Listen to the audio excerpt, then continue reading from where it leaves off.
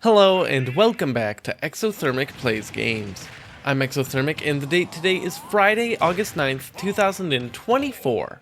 I've been doing a countdown of my favorite video games of all time through each day of the year, and coming in at number 145 is Super Smash Bros.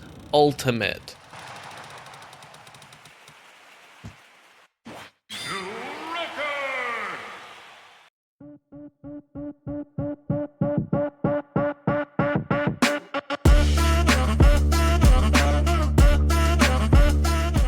Alright, so before we jump into the video, I just want to mention that the other day I did announce my Patreon. I'm not going to get into all of it here, but you can find a link in the description below to that video, so if you're interested in giving me money in exchange for benefits, then you can go check that out. Alright, on to the game. The Smash Bros. Franchise has gone through a lot of evolutions over the years. I already ranked the first game for the Nintendo 64 as my 160th favorite game, and now I'm here to talk about the newest iteration in the franchise, Ultimate.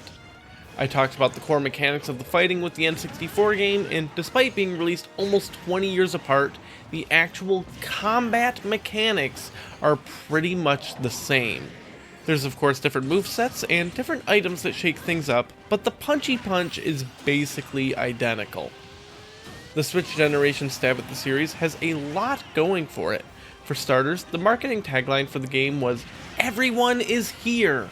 They weren't kidding. The game boasts by far the largest roster today, though I don't even have much to show for it. Most of my experience with the game has been playing with friends with their copies, so I haven't actually done much with mine, barely scratching the surface of the roster. Between the base game's unlockables and DLC content, there are 82 playable fighters. Not only are there more characters, but there's more franchises than ever, including for the first time crossovers with Final Fantasy, Kingdom Hearts, and even Minecraft. One of the other big improvements this game brought is the player count.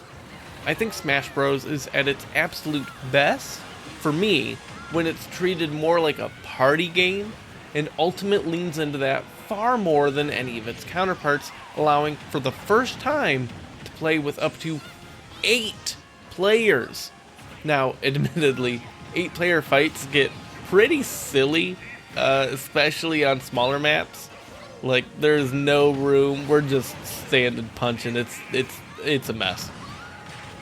But there's a handful of pretty large maps, like the absolute GOAT, the best map ever in Smash, Hyrule Temple, which are great for 8 players. Regarding party play, you can even modify the rule sets for the games pretty extensively, including which items are included, item drop rates, gravity, and so much more, like whether or not players can equip spirits. Spirits come from the single-player campaign. In the original Smash Bros., the single player was basically just the gauntlet of stages leading up to a boss fight against Master Hand.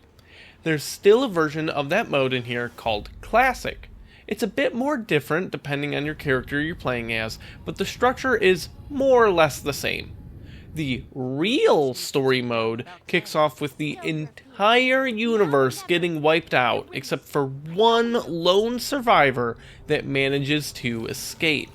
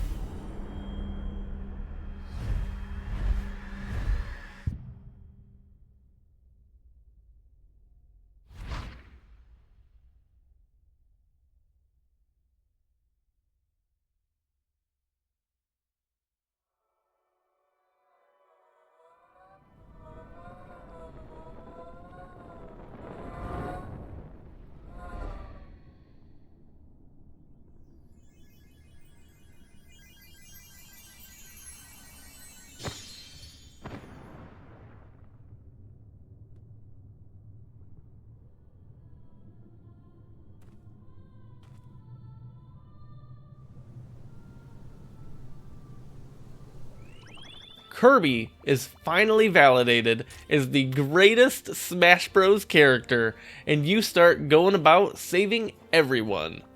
There is an enormous map to traverse with branching little pathways that have different fights you can engage in. Each fight has different matchups and often modifiers about the fight, like the floor being poisonous or enemies attracting items to them. There's a ton of stuff, so I'm not gonna go into all of it, just know it's a lot. The main reward from each fight is spirits, which are equipable characters that modify your stats and other things in combat. There's a rock, paper, scissors type matchup thing going on, but outside of that, they have passive abilities that modify damage from specific types of attacks, nullify specific environmental hazards, and so much more. Personally, I don't love the spirit system. It's kind of neat to tinker with it, and if you do struggle, you can have a little handicap and help and bandage up where you're having problems. But it does make a lot of the fights in the single player feel more like you just need to gear properly and not about the actual fighting you're doing. The game mode itself is a lot of fun though, with occasional more mini-boss style encounters that guard special locations, little puzzles to unlock new paths, and chests with rewards. Occasionally you'll run into a fight that unlocks a character, expanding your roster for the campaign. For me personally, that's largely irrelevant because I'm cool with beating it all with Kirby anyways, but I can only assume it's exciting for people that haven't been Kirby mains for over 20 years. My biggest complaint about the whole single player, however, and this is going to sound really dumb, I'm aware, is that there's too much content. Yep. Okay, it's really that there's not enough bosses, I guess. The vast majority of the fights are pretty easy, little one-life battles, but with how much the spirits can trivialize it sometimes, it gets pretty boring and repetitive. There are bosses, but they're few and far between. As I mentioned, I've mostly played with friends. I haven't actually gotten very far in the single player on my copy of the game, and I've never beaten it. Is the end boss cool? I sure hope so, because it's a ton of work for me to get there. Super Smash Bros. Ultimate's greatest strengths are the more party-oriented aspects, and those elements are great. But I feel like with it trying to do so much stuff, the quality of the time is a bit lower than the other games I haven't ranked yet. This is a spoiler for the channel, but probably an assumed one at this point.